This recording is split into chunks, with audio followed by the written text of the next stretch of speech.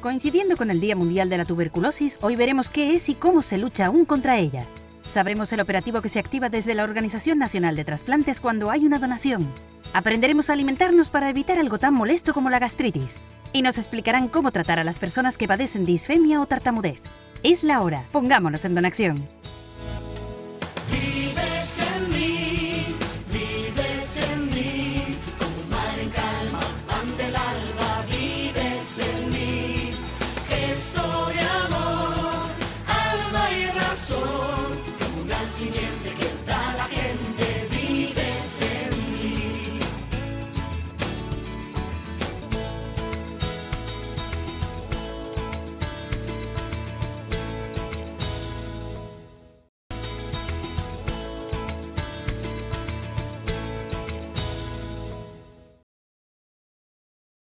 Bien, la enfermedad de la tuberculosis es una enfermedad, como la mayoría de gente sabe, que padece la gente desde hace muchos años, siglo XVII, era el cáncer de la época.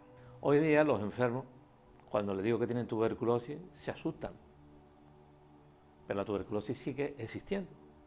Y por eso son todas las campañas y todos los lemas que hay y por lo que hacemos este Día Mundial, porque hay que decir que todavía sigue existiendo, desgraciadamente, que a pesar de que hace más de 100 años se descubrió el bacilo, que tenemos los medios para tratar, que es facilísimo, solo hay que seguir el tratamiento, sigue existiendo la enfermedad y la gente nos sigue preguntando, ¿pero existe la tuberculosis? Entonces yo les enseño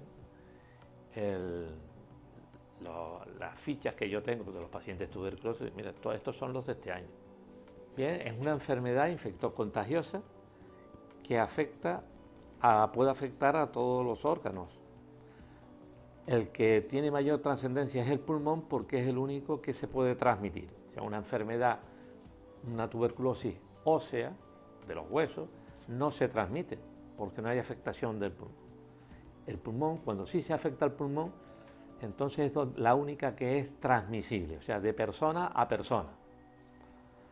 Nuestra saliva, lo que se llama gotitas de flujo en lenguaje más científico, pues esas son las que se transmiten al hablar, las transmitimos al hablar, al tener un contacto íntimo por la persona. Entonces, eso produce una enfermedad que la llamamos tuberculosis en el caso del pulmón, tuberculosis pulmonar, y cuando no la llamamos extrapulmonar porque está fuera del pulmón y atenta al riñón, a cualquier otro órgano. La más conocida y por su trascendencia es la enfermedad pulmonar y la que más lleva a la muerte también es la enfermedad pulmonar. A no ser que sea una afectación sistémica al mismo tiempo, también la llamamos que afecta a todos los órganos, entonces ya hay un fracaso total, que entonces la gente muere de tuberculosis y hoy día sigue muriendo más de 3.000 millones de personas que mueren de tuberculosis anualmente. La tuberculosis, igual que otras enfermedades respiratorias, más o menos tienen los mismos síntomas. O sea, tienen tos, tienen expectoración, tienen fiebre, y eso lo tienen muchas enfermedades. Esta, aparte, el síntoma más importante que había antes era la hemoptisis. De hecho, cuando esto pasó hace 100 y 200 años, la gente cuando tenía ya, echaba sangre por la boca, que es lo que se llama hemoptisis, eso entonces, si este hombre tiene una tuberculosis, casi ya era el diagnóstico.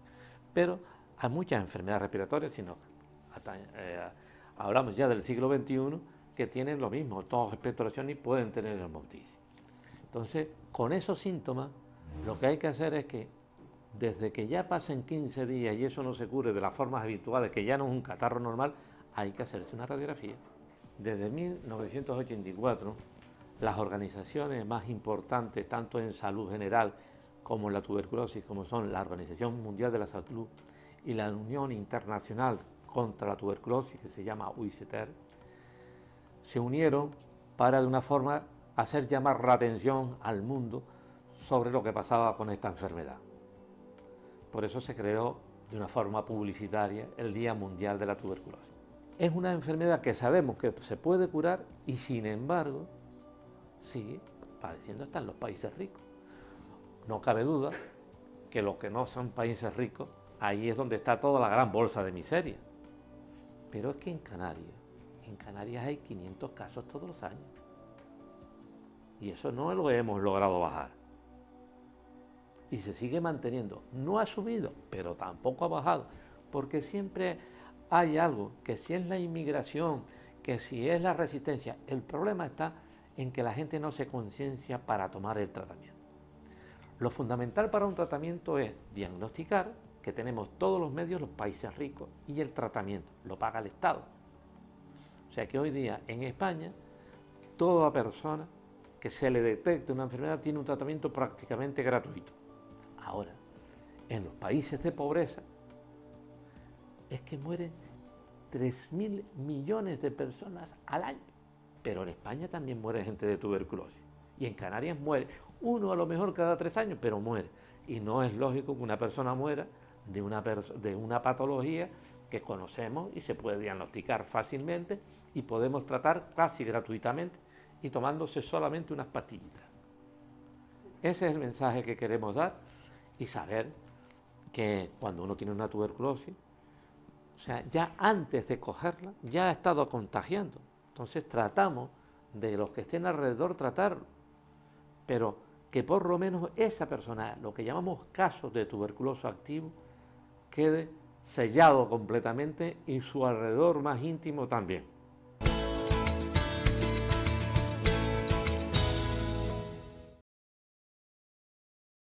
Bien, pues la Organización Nacional de Trasplantes es un organismo técnico que dependemos del Ministerio de Sanidad y que nuestra principal función es coordinar los procesos de donación, promocionar la donación de trasplante, órganos y tejidos y células y formamos una red de coordinación nacional, coordinación regional de representantes en las 17 comunidades autónomas y la coordinación hospitalaria, que es la figura clave de todo el proceso, el coordinador hospitalario.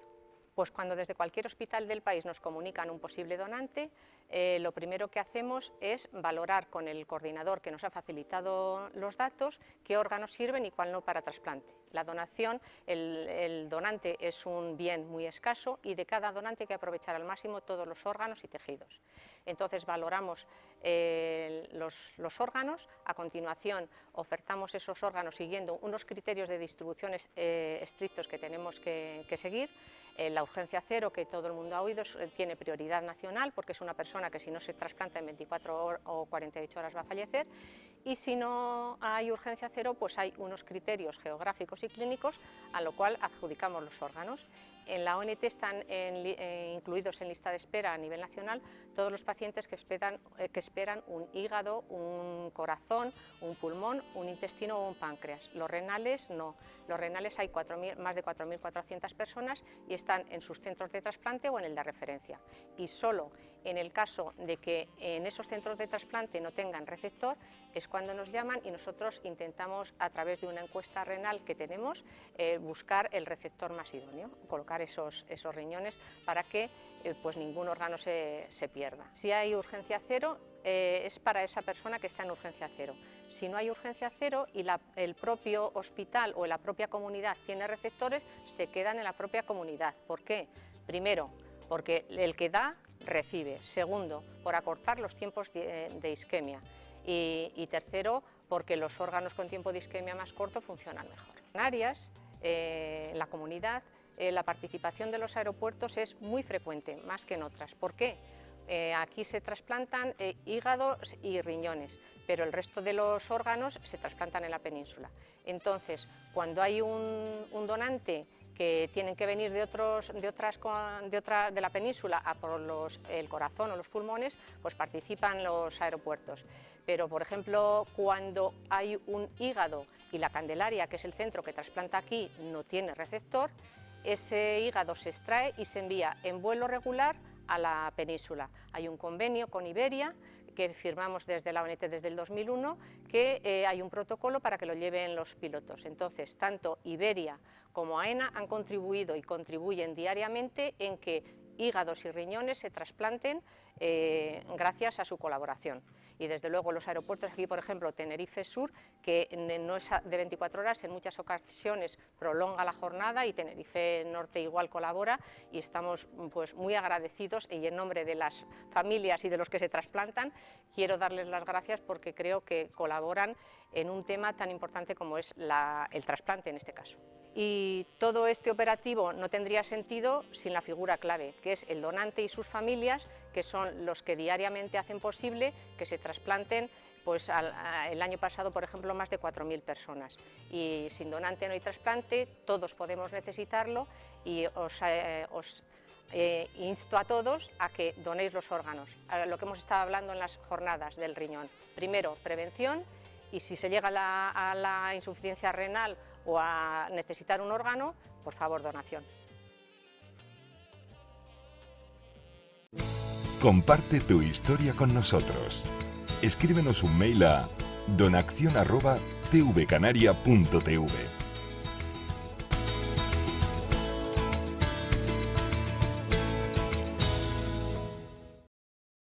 La gastritis es una inflamación de la mucosa gástrica. Puede ser una inflamación aguda o puede ser una inflamación crónica. Como hemos dicho en otros programas, aguda quiere decir durante poco tiempo y crónica quiere decir durante más tiempo, ¿no? Si persiste la gastritis o si este proceso persiste, si es crónico, si tiene esa cronicidad, se puede volver en lo que se llama úlcera péptica, ¿no? Las causas de la gastritis normalmente son por infecciones bacterianas, pero también se da por exceso de alcohol, por comidas abundantes que nos sienten como muy mal, por ejemplo, comidas picantes, comidas irritantes, exceso de grasas, y por intoxicaciones alimentarias. También se suele dar la gastritis por un exceso de tabaco, o sea, si fumamos podemos tener gastritis. Por estrés, cuando las personas tienen estrés, no tienen buena digestibilidad intestinal o no tienen buena digestibilidad estomacal, mejor dicho, y suelen tener gastritis. Y por una inadecuada medicación. Si nosotros tomamos una medicación inadecuada no puede sentar muy mal en el estómago. Por eso, últimamente, todas las medicaciones se nos pone un protector gástrico antes de cualquier medicación. Los síntomas que tenemos en la gastritis es sensación de ardor, nos arde el estómago, nos sienta todo mal, en la boca del estómago, tenemos acidez, nos repiten las cosas y a veces tenemos náuseas y muchas veces vómitos. Solemos tener muchos gases también, flatulencia, ¿no? Y el tratamiento suele ser un tratamiento médico y yo siempre he recomendado a mis pacientes una dieta de complementación. ¿Qué quiere decir? Con una buena alimentación no es que curemos la gastritis, pero sí mejoramos y la prevenimos. Por eso los alimentos son muy importantes para la curación de todos los procesos inflamatorios del aparato digestivo. Existen una serie de alimentos aconsejados que debemos de ingerir o de tomar o de comer cuando tenemos gastritis y tenemos que hacer caso de estos alimentos. Pues como casi en todas las patologías digestivas tienen que ser alimentos sin grasas, por ejemplo la leche desnatada, los quesos frescos, no quesos curados, las carnes con poca grasa, los fiambres pues sean de pollo o de pavo, no podemos tomar fiambre de otras cosas porque tienen mucha más grasa, los pescados blancos, cocinados sin grasa, los huevos pues revueltos o en tortilla también, las legumbres no tomarlas enteras sino tomarlas en potaje, en cremas en potaje o en cremas. Las verduras también tomarlas en cremas y no tomar las verduras que contengan gases, como son las coliflores, la col, las coles de Bruselas, todas esas contienen gases, no debemos de tomarlas. Las frutas debemos de tomarlas muy maduras o asadas o en compotas, ¿no? O en puré de verduras, o en puré de frutas, con perdón. Y tenemos que tomar bebidas muy suaves, fundamentalmente agua, e infusiones que sean relajantes y suaves, como la tila, la manzanilla, etc. No podemos tomar té, no podemos tomar café. Y los alimentos desaconsejados pues son los contrarios. ¿Qué quiere decir? Bueno, pues las leches condensadas, la leche entera, leche, por ejemplo, aquellos productos que contengan mucha nata, que tienen mucha grasa, las carnes fibrosas, como hemos dicho en otros programas como el conejo, los embutidos, los huevos duros. Hay que repetirlo, los huevos duros cuando tengamos procesos de aparato digestivo no debemos de tomarlos porque los digerimos muy mal. los pescados en escabeche, en salazón, el pan recién hecho o fresco, las galletas con chocolate. ¿Por qué? Porque la grasa del cacao nos produce alteración de la mucosa gástrica. Debemos de evitar las legumbres enteras, como hemos dicho anteriormente, las debemos de tomar en cremas o en potajes, las verduras que tengan flatulencias también, y las frutas no maduras, ácidas, en almíbar o desecadas. Y bebidas como el café, el té y bebidas excitantes no debemos de tomar. Podemos tomar una sopa pues de fideos o de arroz, con unos taquitos de pescadito, por ejemplo, una pechuga de pollo o un pescado blanco de segundo, y de tercero pues una manzana asada o un puré o una compota de frutas o una pera asada o, bueno, pues, o un puré de frutas, lo que debemos de hacer. Más o menos con esas tres indicaciones pues ya sabemos, y con los alimentos que hemos dicho, aconsejados y desaconsejados, pues nos hacemos una alimentación sana, que es lo que debemos de hacer para tener una prevención y una mejora de nuestra patología.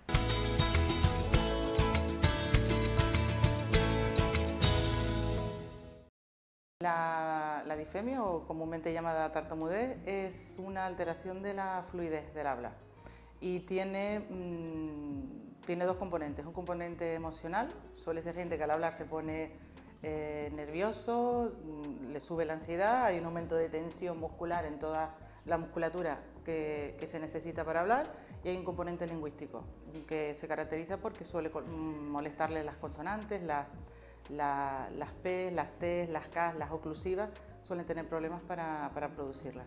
Y entonces eso hace, imagínense, un cuadro de mucha ansiedad para hablar y problemas en determinadas consonantes, pues hace que el habla sea a veces entrecortada, porque algunos tienen un componente más de repetición, es que lo que te voy a decir, y otro un componente de tensión, es que lo que te iba a decir. Entonces por eso las dividimos entre tónicas y clónicas. Eso sería a nivel logopédico la definición de los dos tipos de disfemia. Siempre emerge en la niñez. De hecho, todos el primer recuerdo, algunos te dicen ya de adultos que siempre han tartamudeado, que no se acuerdan de no haberse trabado en la vida, y otros lo relacionan con un episodio, muchos en primaria, porque yo creo que ahí les obligaban a leer, entonces la profesora les hizo como más conscientes de que se trababan, ¿no? Pero puede aparecer desde los 3, 4 años. La manera de abordar el tratamiento en la tartamudez, desde mi punto de vista, creo que tienes que partir de qué componente de los que dije inicialmente pesa más. Si el componente emocional es muy alto, es decir, si hay mucha ansiedad, mucha preocupación, porque hay gente que se traba que no le preocupa, entonces simplemente tienes que modificar el tema de la tensión muscular. Pero si el componente emocional es muy alto, desde mi punto de vista creo que a veces es necesario un poco de ayuda por ahí. Con psicoterapia suele ir bastante bien, y hacer un tratamiento combinado con la logopedia para la otra parte, para el otro componente. Siempre respetando la decisión del paciente, por supuesto, ¿no? Pero a veces simplemente trabajando sobre las consonantes, sobre la tensión muscular, sobre la prosodia, el ritmo de habla, a veces no se consigue mejoría, porque lo ideal es hacer un tratamiento personalizado a cada paciente, ¿no?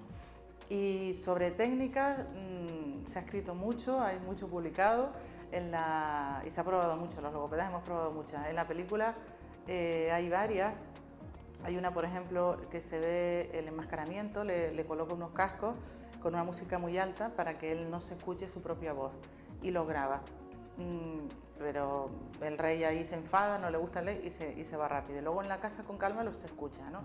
La gente me ha preguntado, ¿pero y por qué? ¿Y por qué ahí no se trabó, no? Y eso es cierto, hay algunos que sí funcionan y con otros que no, pero él lo que consiguió, y a mí me parece brillante que hayan puesto eso en la película, porque consigue darle esperanza de que está en sus manos poder cambiar.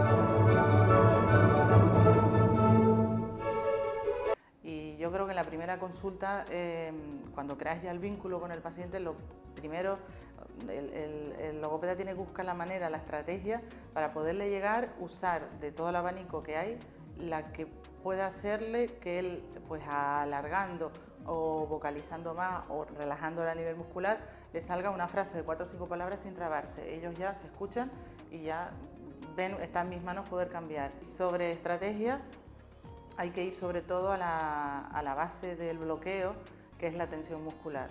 Entonces es importante la relajación muscular de la musculatura facial, de la lengua, de los labios, del cuello, toda esta parte que está implicada en la fonación, y la respiración, porque al haber todos, cuando nos ponemos nerviosos o ansiosos, nos cuesta respirar, ¿no?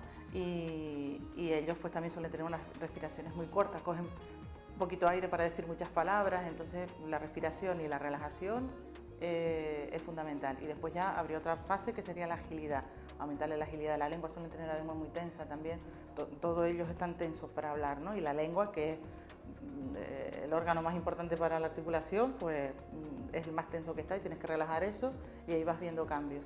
Hay corrientes dentro de la logopedia y de la psicoterapia que trabaja con pacientes que tartamudean, que dicen que la tartamudez se cura, la tartamudez se corrige, hay otras que no, que dicen que se disimula.